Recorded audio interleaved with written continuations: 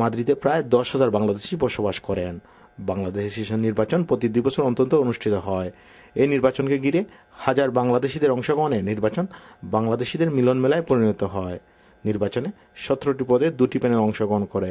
দিনব্যাপী শান্তিপূর্ণ নির্বাচনে অংশগ্রহণ করে ভোটাররা বলেন, আজ এখানে নির্বাচনে ভোট দিতে এসে খুবই আনন্দ লাগলো। মনে হচ্ছে বাংলাদেশের মাটিতেই আছি।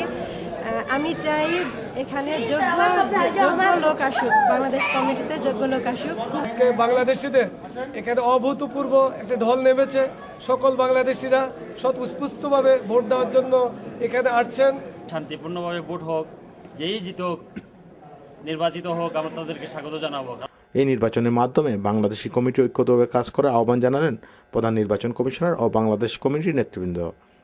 যেভাবে আজকে যে আমরা নির্বাচন করতে পারছি, সত্যি আমি সকল বাংলাদেশের কাছে সর্বপ্রথম কৃতজ্ঞতা, যে সুশৃঙ্খলভাবে, সার্থকতার জন্য নয়, অ্যাসোসিয়েশনকে বাঁচানোর জন্য, আমাদের কমিউনিটিকে ধরে রাখার জন্য। নির্বাচনে যারা আসে তাদেরকে আমরা অবশ্যই মেনে নিব এবং আগামী 2 বছরের জন্য ওনাদেরকে পরিচালনার জন্য, বাংলাদেশ অ্যাসোসিয়েশন পরিচালনার জন্য এবং বাংলাদেশ কমিউনিটির খেদমত করার জন্য আমরা সর্বাত্মক সহযোগিতা করব কমিউনিটির পক্ষ থেকে।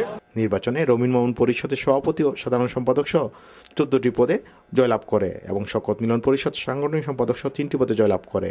দিনব্যাপী নির্বাচনকে ঘিরেছিল উৎসবের আমেজ। রূপচাঁদ রূপক, বাংলা টিভি, মাদ্রিদ, স্পেন।